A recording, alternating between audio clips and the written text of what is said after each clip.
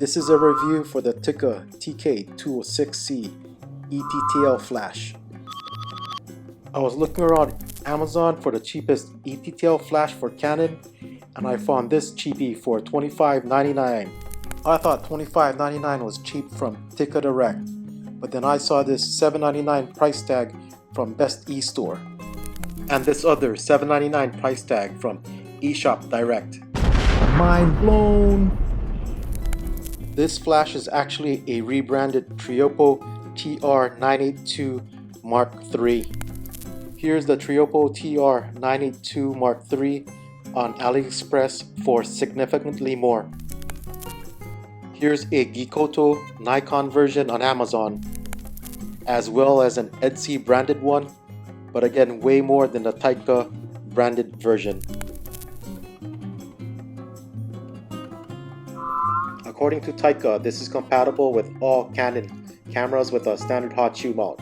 I've tested this out with a Digital Rebel, a 40D, as well as an M50, and it works for all of them. Owners with cameras with the center firing pin on the hot shoe missing, like the SL3, might want to take caution.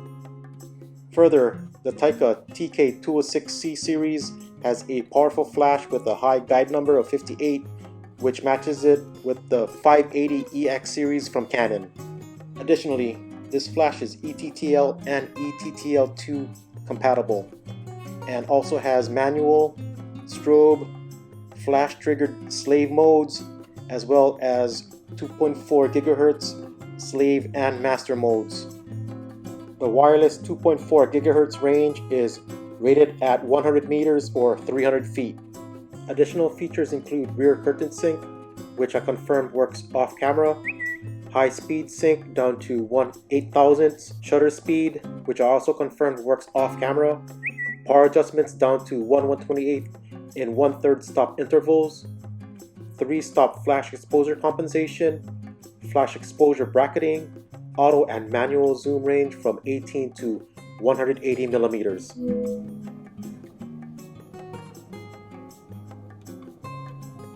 You can see the box from Tycka Direct is lighter than the box from Best eStore and eStore Direct. The box from Tycka Direct also has the TK206C model number on the bar tag. Here's a clue that this is a rebranded Triopo TR-982 Mark III Speedlite. This is the box from eStore Direct and Best eStore, and you can see the TK206C model number is no longer on the box. You can see the box from Best eStore and eStore Direct is a bit shorter, so the top flap bulges out a bit because the flash no longer fits perfectly.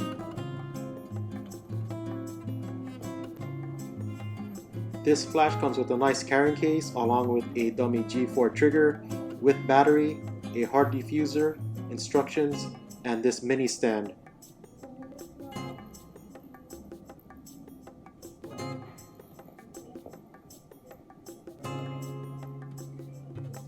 Channel settings for the G4 trigger are adjusted with the dip switches located on the bottom.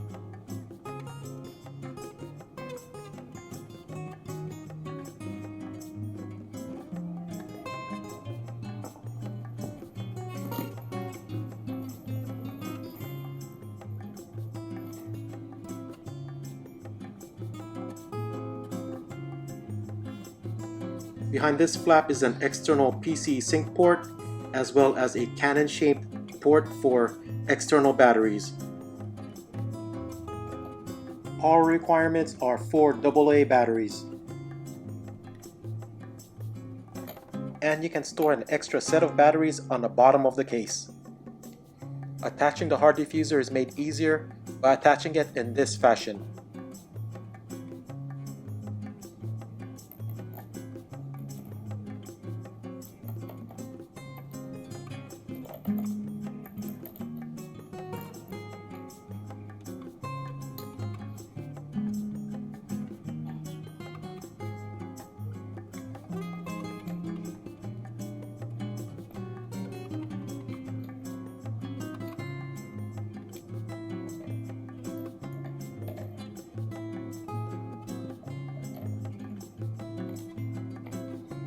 Pressing the power button will only give you an on confirmation that the batteries are in. You have to hold down the power button for more than 2 seconds to fully turn on the flash. There is a difference between the flashes from Tycka Direct and the ones from eStore Direct and Best eStore. This button here on the side of the flash is hard on the eStore Direct and Best eStore, while the Tycka Direct one is mushy. Well, there is nothing in the back of this button. Other than that, both flashes are exactly the same.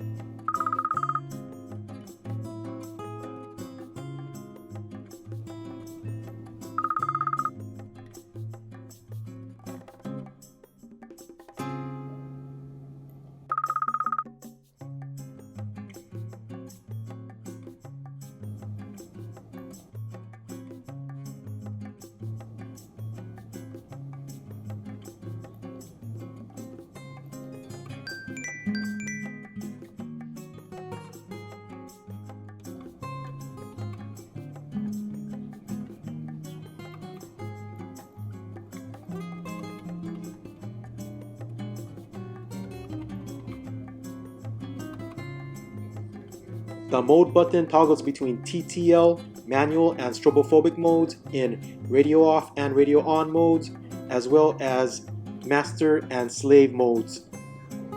Flash exposure bracketing is only available in TTL mode and is adjusted by the up and down buttons up to 3 stops in 1/3 stop intervals.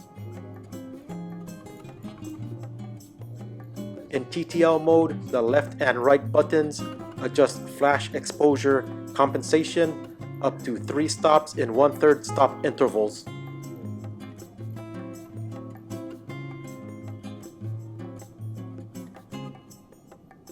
In manual mode, the up and down buttons adjust power in 1/3 stops, while the left and right buttons adjust power in full stops.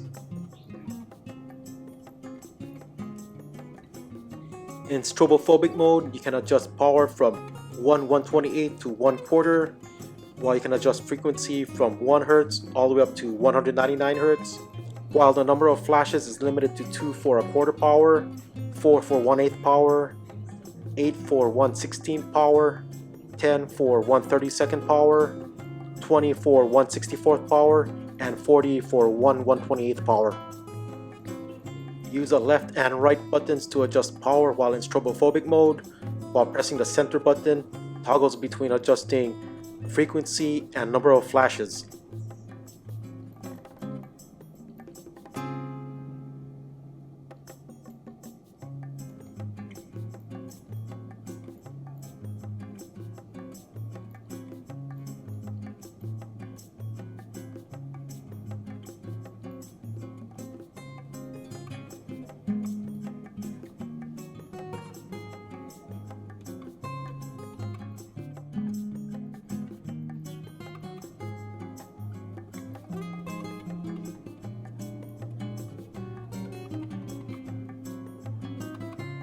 Pressing the zoom button in any radio master setting toggles between setting the zoom settings, channel settings,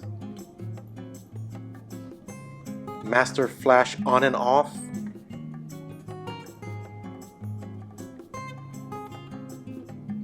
and the ratio or group settings. When A, B, or C is not shown under the ratio banner, the entire group is selected. When A:B is selected, it allows you to change power ratios between the A and B groups up to 3 stops in half increments.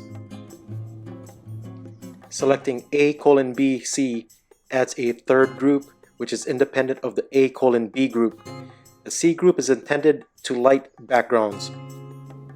When an A:B ratio mode is selected, pressing the center button allows you to change the ratio power settings. The flashing 7 indicates a 1:1 power ratio. 1 would be 8:1 and 13 would be 1:8. Pressing the center button once more allows you to change exposure compensation for the C group. It must be noted that these power ratio groupings are only available in TTL mode.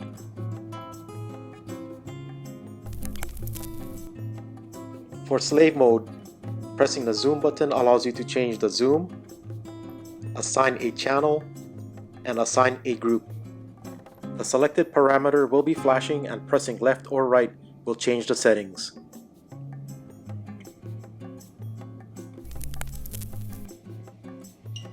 Here I'm going to test off-camera strobe mode, and I'm going to make the settings 1 Hz with 3 flashes, so you should see 3 flashes in 1 second intervals.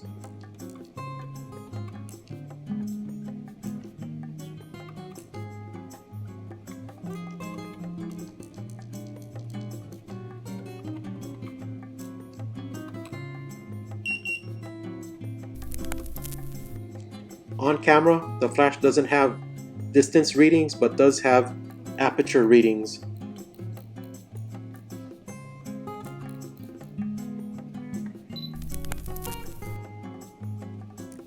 Changes made to the settings on the master flash is only transmitted when the camera is metering.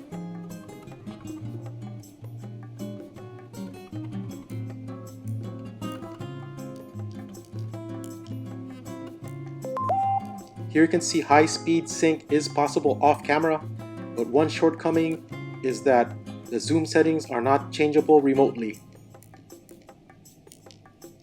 All flash settings are changeable through the camera menu, but one quirk is that when changing the wireless on-off function, that it defaults to infrared instead of 2.4G radio mode.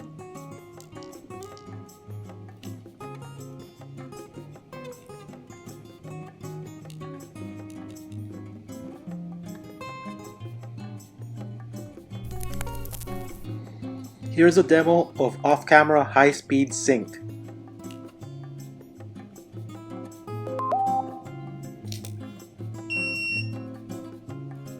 Off-camera rear curtain sync is also possible through Triopo's G1 trigger, which I'll be reviewing in a future video.